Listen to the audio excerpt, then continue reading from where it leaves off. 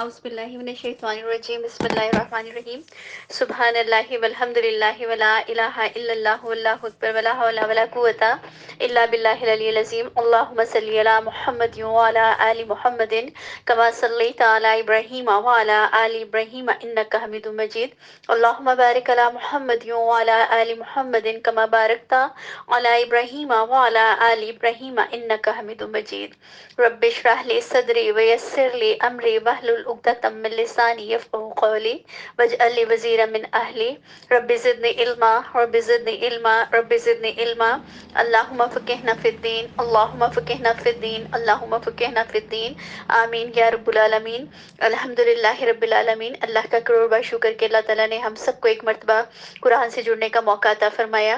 اللہ رب العزت سے دعا ہے کہ تا مدت مرگ ہم سب کو قرآن سے اور قرآن والوں سے جوڑے رکھے۔ اللہ سے دعا ہے کہ اس قرآن پر عمل کرنا ہم سب کے لیے آسان بنا دے۔ اللہ تعالیٰ سے دعا ہے کہ اس قرآن کو زندگیوں میں بھی ہمارا ساتھی بنائے، قبر میں بھی ہمارا ساتھی بنائے اور حشر میں ہمارے حق میں حجت بنا دے۔ ہم سب کو اس قرآن پر عمل کرنے والا بنا دے۔ اللہ رب العزت ہم سب کی اولادوں کو ہمارے لیے اور ہمارے والدین کو ہمارے لیے صدقہ جاریہ بنا دے۔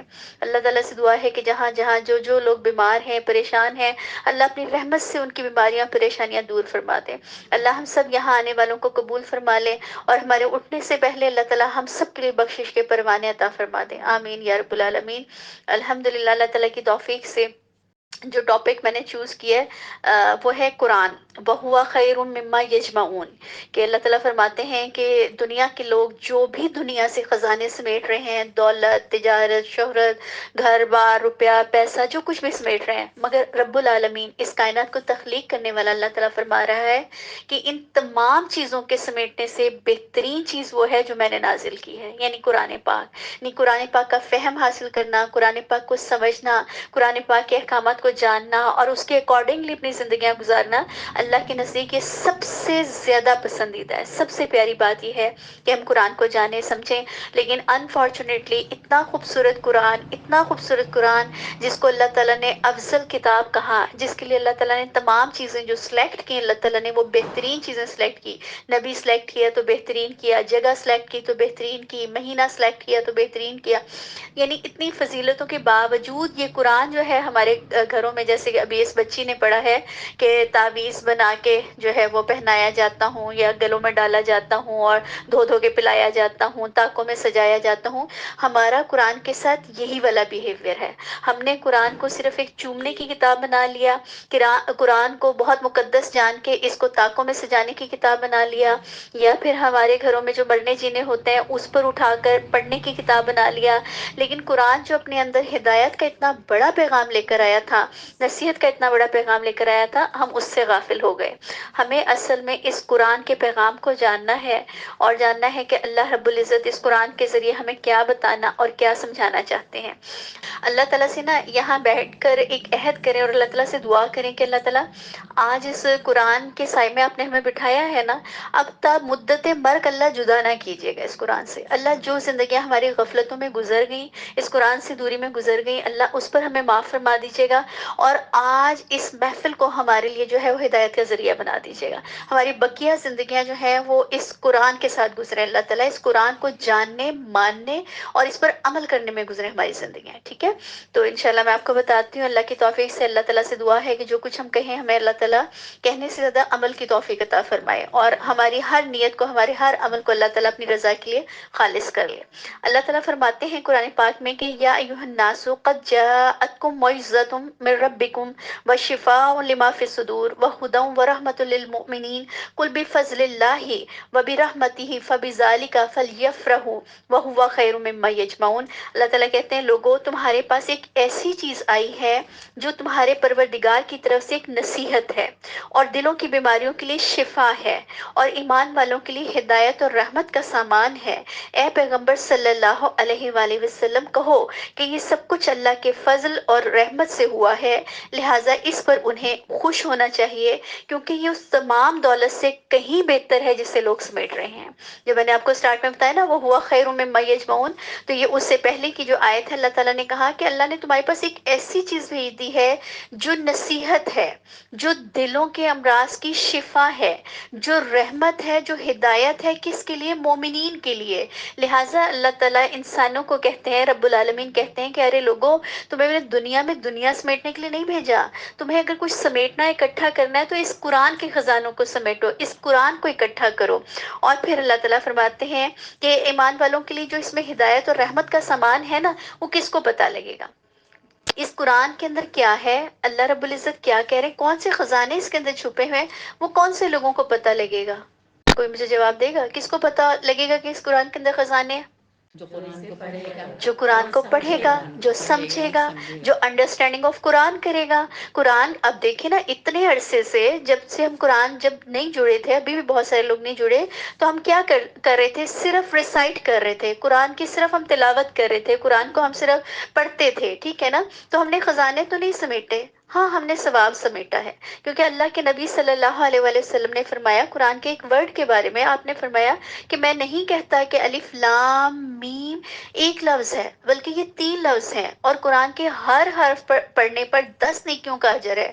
تو الف لام اور میم جو کہ حروف مقطعات ہیں، جن کا میننگ اللہ نے اور اس کے نبی نے ہمیں نہیں بتایا، اس کے باوجود اللہ تعالیٰ کے نبی نے فرمایا کہ اس پر 30 نیکیاں مل جائیں گی۔ ابھی میں نے بولا 30 نیکیاں مل گئی، میرے نام اعمال میں لکھیں گے۔ آپ نے اب تک جتنے قرآن پڑھے اور پڑھتے ہیں، الحمدللہ اس پہ نیکیاں اکٹھی ہوں گی، ثواب اکٹھا ہوگا اس پر، ڈیفینیٹلی اللہ کی بات سچ ہے۔ لیکن ہمارا ثواب تو اکٹھا ہو جائے گا، لیکن جو قرآن نے کہا نا کہ ہدی للمتقین، یا کہا کہ ہدی و رحمت للمومنین، کہ ہدایت اور رحمت ہے مومنین کے لیے، تو وہ ہدایت نہیں ملے گی ہمیں۔ ہدایت ملے گی جب ہم اس کے اندر غوطہ زن ہوں گے، جب ہم اس میں جاننے کی کوشش کریں گے کہ مجھے ثواب سے ہٹ کے مجھے ہدایت بھی چاہیے، مجھے گائیڈنس چاہیے، مجھے رہنمائی چاہیے، مجھے پوچھنا ہے اللہ تعالیٰ سے، میں چاہتی ہوں کہ اللہ مجھے بتائے کہ اللہ تعالیٰ میں آپ کو کیسی پسند آؤں گی، اللہ میرا کیا طرز زندگی ہونا چاہیے، اللہ آپ کو میرا لباس کیسا اچھا لگے گا، اللہ آپ کو میری عبادت کیسی اچھی لگے گی، اللہ آپ کو میرا قرآن پڑھنا کیسا اچھا لگے گا، اللہ میرے لوگوں کے ساتھ معاملات آپ کو کیسے پسند ہے، اللہ آپ کو کون سا مال اپنے راستے میں خرچ کرنا پسند ہے، اللہ آپ کو میری کیسی نیندیں پسند ہے، کیسا جاگنا پسند ہے، میری کیسی محفلیں پسند ہے، میری اولاد کی تربیت آپ کو کیسی پسند ہے، میرا والدین کے ساتھ سلوک آپ کو کون سا والا پسند ہے، میرے ریلیٹیوز کے ساتھ میرا کیا معاملہ ہونا چاہیے، میرے ہمسایوں کے ساتھ میرا کیا معاملہ ہونا چاہیے، یہ کون بتائے گا؟ یہ اللہ کا قرآن اور نبی کریم صلی اللہ علیہ وآلہ وسلم کا فرمان بتائے گا یہ تمام چیزیں۔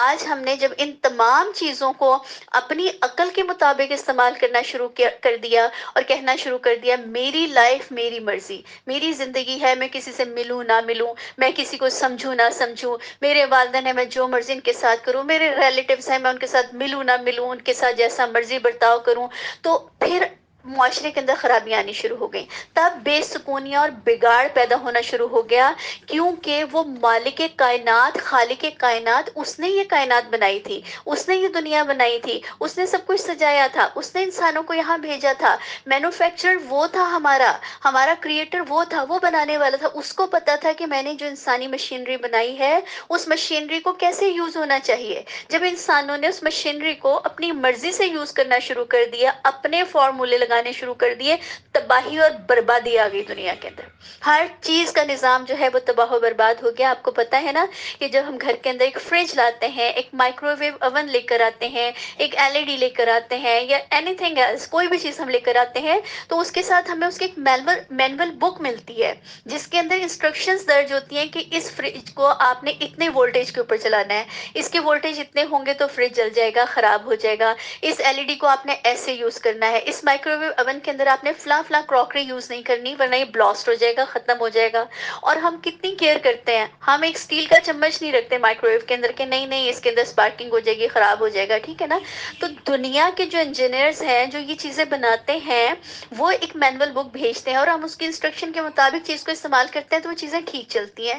جب ہم فریج کو کم یا زیادہ وولٹیجز کے اوپر یوز کرنا شروع ہو جاتے ہیں تو کیا ہوتا ہے کہ خراب ہو جاتا ہے، استری خراب ہو جاتی ہے، واشنگ مشین خراب ہو جاتی ہے۔ بالکل ایسے جس رب العالمین نے یہ انسان کی مشینری تخلیق کی ہے نا، اس کو بھی پتا تھا کہ اس مشینری کو کیسے یوز کرنا ہے، یہ کتنے وولٹیج کے اوپر ڈیمیج ہو جائے گی، اس کے کتنے کم ہوں گے وولٹیج تو یہ ڈیمیج ہو جائے گی، زیادہ ہوں گے تو ڈیمیج ہو جائے گی، اس کے ساتھ کیا معاملہ ہوگا تو یہ تباہ و برباد ہو جائے گا۔ تو اللہ نے انسان کے ساتھ جو اس کی مینول بک اتاری تھی وہ قرآن مجید اتارا تھا۔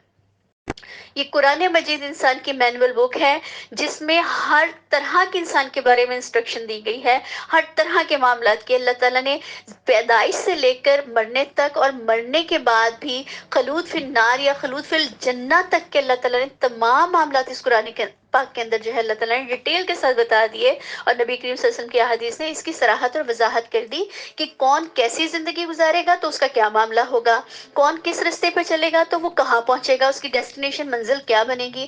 ہم جب ایک رستہ اختیار کرتے ہیں، اگر میں نے بالفرض ملتان جانا ہے تو میں ملتان والی ٹرین میں بیٹھوں گی تو میں ملتان پہنچوں گی نا۔ اگر میں نے ٹرین کا انتخاب ہی غلط کر لیا، یا میں اپنی اگر گاڑی پہ جا رہی ہوں میں نے گاڑی کو غلط روٹ کے اوپر ڈال دیا، تو میں ملتان تو نہیں پہنچوں گی، میں اپنی منزل پہ نہیں پہنچوں گی۔ تو آج ہم نے دیکھنا ہے کہ ہم نے اپنی زندگیوں کی گاڑی کو کس ٹریک پر ڈالا ہوا ہے۔ کیا ہم نے جنت کی ڈیسٹینیشن کا جو ہے ہم نے اس کے اوپر میپ لگایا ہے کہ ہمیں جنت پہنچنا ہے؟ تو جنت کا رستہ جو ہے وہ گوگل نہیں دکھائے گا، جنت کا رستہ قرآن دکھائے گا، اور قرآن کے ذریعے جب ہم جنت کا رستہ ڈھونڈیں گے اور اس رستے پر چلیں گے، وہ والی لوکیشن لگائیں گے، وہ والا میپ لگائیں گے، تو انشاءاللہ ہم بالکل اسٹریٹ فارورڈ جنت میں پہنچ جائیں گے اللہ تعالیٰ کی۔ تو یہ قرآن کا انٹروڈکشن تھا تھوڑا سا جس کو میں نے آپ کو بتایا۔ اللہ تعالیٰ فرما رہے ہیں اے لوگو تمہارے پاس یہ قرآن ایک نصیحت کی شکل میں آ گیا ہے، اسی لیے قرآن میں اللہ تعالیٰ فرماتے ہیں وَلَقَدْ يَسَّرْنَا الْقُرْآنَ لِلذِّكْرِ فَهَلْ مِن مُدَّكِّرٍ، کہ اللہ تعالیٰ کہتے ہیں اور ہم نے اس قرآن کو سمجھنے کے لیے آسان کر دیا ہے، تو ہے کوئی جو اس سے نصیحت حاصل کرے؟ کیونکہ اللہ تعالیٰ اتنے بڑے رب العالمین ہونے کے باوجود اللہ تعالیٰ کتنے پیار سے انسانوں کے لیے کہہ رہے ہیں ہم نے آسان کر دیا اس کو سمجھنے کے لیے۔ آج کے جو سو کالڈ علماء سو ہیں، وہ کہتے ہیں قرآن کو انڈرسٹینڈنگ کے ساتھ نہیں پڑھنا ورنہ بھٹک جاؤ گے، ورنہ گمراہ ہو جاؤ گے۔ قرآن عام لوگوں کے سمجھنے کے لیے نہیں آیا، قرآن تو عالموں کے لیے، اسکالرز کے لیے سمجھنے کے لیے آیا ہے۔ تو مجھے بتائیں کہ وہ جو علماء سو ہیں وہ سچ کہتے ہیں یا وہ رب العالمین سچ کہتا ہے؟ رب العالمین سچ کہتا ہے نا، اور رب العالمین کیا کہہ رہے ہیں کہ ہم نے اس قرآن کو سمجھنے کے لیے آسان کر دیا۔ اب ہے کوئی جو اس سے نصیحت حاصل کرے؟ یعنی کہ قرآن تو کھلی بک ہے، راہ ہدایت ہے، اللہ تعالیٰ کہتے ہیں ہدی للناس ہے، یہ تو تمام لوگوں کے لیے، تمام انسانیت کے۔ اللہ تعالیٰ نے ڈفرینشیٹ نہیں کیا کہ یہ عیسائیوں کے لیے ہے، مسلمانوں کے لیے، یہودیوں کے لیے ہے، اللہ نے کہا سب کے لیے، سب کے لیے ہدی للناس، کھلی ہے یہ ہدایت۔ اب جس کا دل چاہے اس سے ہدایت حاصل کر لے، جو چاہے اس کے قریب آ جائے، جو چاہے اس کے اوپر ایمان لے آئے۔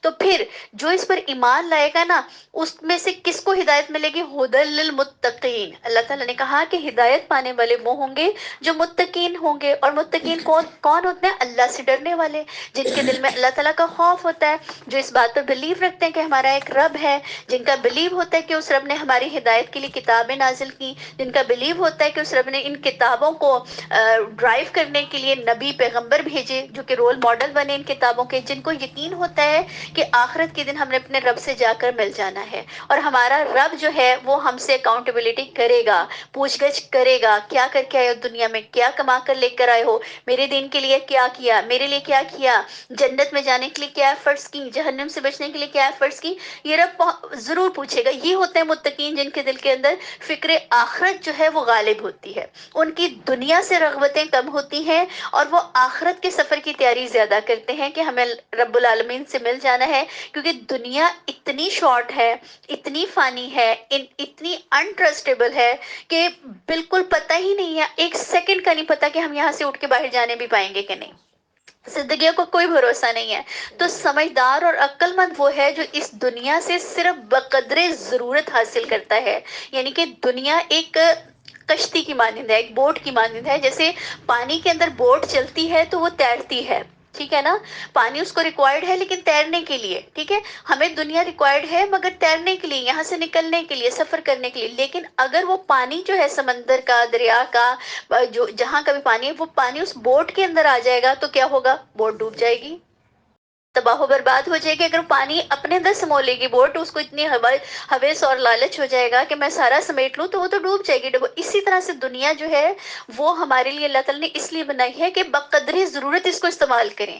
اس میں جو کچھ بھی ہے وہ اپنے رب کو جاننے کے لیے، اس کی شناسائی کے لیے استعمال کریں. ان چیزوں کو باقیات الصالحات بنانے کے لیے استعمال کریں. اگر ہم نے اس دنیا کو اپنے دلوں میں بھرنا شروع کر دیا، اپنی زندگیوں میں بھرنا شروع کر دیا، تو ڈوب جائیں گے ہم. ہم نے فرعون کا انجام نہیں دیکھا؟ کہ آپ نے قرآن پاک میں پڑھا ہوگا فرعون کے بارے میں کہ کیا تھا، کتنے خزانے اللہ تعالیٰ نے اس کو عطا کیے تھے، لیکن کیا تھا، خدا بن بیٹھا تھا. اللہ نے ڈبو دیا اس کو پانی کے اندر، اور آخر میں ڈوبتے ہوئے اس نے کہا کہ میں رب موسیٰ اور رب ہارون کے اوپر ایمان لے آیا. تو اللہ نے کہا ابھی مان لاتا ہے جب تو نے موت کو آنکھوں سے دیکھ لیا، اب تیری کوئی توبہ اور تیرا کوئی عذر قبول نہیں ہوگا. اور اللہ تعالیٰ نے رہتی دنیا تک کے لیے اس کی ممی کو جو ہے وہ عبرت بنا دیا لوگوں کے لیے. مصر کے جو وہ ہے عجائب گھر وہاں پر وہ موجود ہے. تو اللہ تعالیٰ کہتے ہیں ہم نے اس قرآن کو نصیحت کے لیے آسان کر دیا ہے. پھر اللہ فرماتے ہیں کہ سینوں کے اندر موجود بیماریوں کے لیے شفا بن کر آیا ہے. اب کسی کو ادراک ہے کہ ہماری سینوں میں بھی بیماریاں ہوتی ہیں؟ ہمیں دنیا کی بیماریوں کا تو پتہ ہے. کسی کو اللہ نہ کرے ہیپاٹائٹس ہو جاتا ہے، اللہ نہ کرے کینسر ہو جاتا ہے، ڈائبٹیز ہو جاتی ہے، ہائی بلڈ پریشر ہو جاتا ہے، ہائپر ٹینشن، پتہ نہیں کیا کیا بیماریاں دنیا کی. ہم جانتے ہیں ان بیماریوں کے نام، ٹھیک ہے نا، کیونکہ موسٹ کامن ہے یہ تمام چیزیں. اور ان بیماریوں کو ڈائگنوز کون کرتا ہے؟ ہماری لیبارٹریز کرتی ہیں. ان بیماریوں کو ڈائگنوز جب ہمیں کچھ شک ہو رہا ہوتا ہے ہم جا کے لیبارٹری سے ٹیسٹ کرواتے ہیں. اور پھر وہ ٹیسٹ جو ہے ہم کہاں لے کر جاتے ہیں؟ ڈاکٹر کے پاس لے کر جاتے ہیں. ڈاکٹر ہمیں بتاتا ہے جی آپ کو تو فلاں بیماری ہو گئی ہے، اور پھر وہ اس کا ٹریٹمنٹ بتاتا ہے. ٹھیک ہے نا، ہم اس طرح سے اپنے علاج کرواتے ہیں. لیکن کچھ بیماریاں ہمارے دل کی بیماریاں ہوتی ہیں. کیسی بیماری ہوتی ہیں؟ بخل کی بیماری، کفر و شرک کی بیماری، اور اس کے علاوہ ہماری جو ہوتے ہیں نفاق کی بیماریاں ہوتی ہیں، بخیلی کی، حسد کی، جلن کی. یہ تمام بیماریاں جو ہیں ہماری روحانی بیماریاں ہیں جو ہمارے اندر موجود ہوتی ہیں، جو ہمیں نظر نہیں آ رہی ہوتی، ہمیں نہیں پتہ لگ رہا ہوتا. ہم اپنے آپ کو سپر فٹ سمجھ رہے ہوتے ہیں اور سب سے اچھا سمجھ رہے ہوتے ہیں. ہمیں دوسروں کے اندر عیب نظر آتے ہیں، دوسروں کے اندر برائیاں نظر آتی ہیں. وہ تو بڑا بخیل ہے، وہ تو بڑا کنجوس ہے، وہ تو بڑا متکبر ہے، وہ تو نفاق ہے اس کے اندر، وہ تو منافق بڑا ہے فلانا. لیکن کبھی بھی نیور ایور ہم نے اپنے آپ کو جاننے کی کوشش نہیں کی کہ میں کہاں کھڑی ہوں، کہیں یہ بیماریاں میرے اندر تو نہیں ہیں.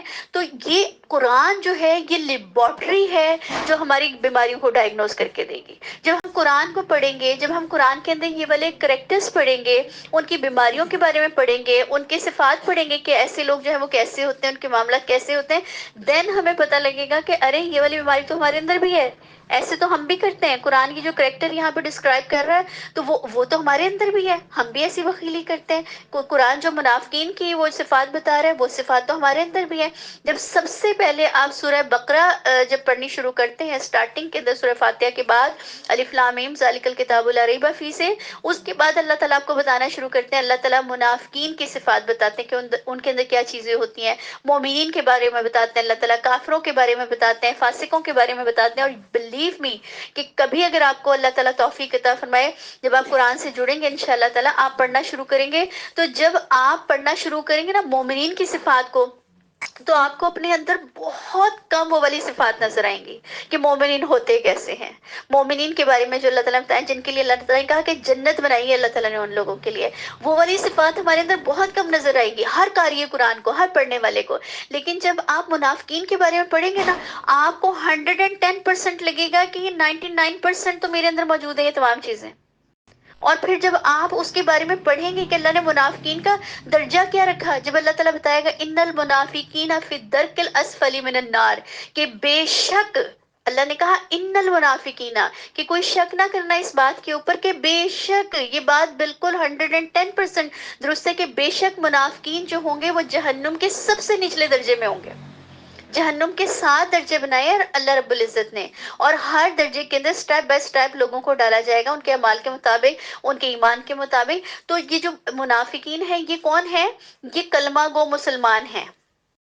کلمہ گو مسلمان آج بڑے اچھلتے پھرتے ہیں نا کہ ہم امت محمدیہ صلی اللہ علیہ وسلم کے افراد ہیں، ہم تو بچے ہوئے ہیں، ہم تو محفوظ ہیں. تو قرآن کیا کہہ رہے ہیں؟ یہ جو منافق ہیں یہ آفیشلی مسلمان ہیں جو منہ سے کلمے کا اظہار کرتے ہیں، لیکن منافقت ان کے اندر کوٹ کوٹ کے بھری ہوئی ہے. ان کے دو دو چہرے، دو دو رخ ہیں.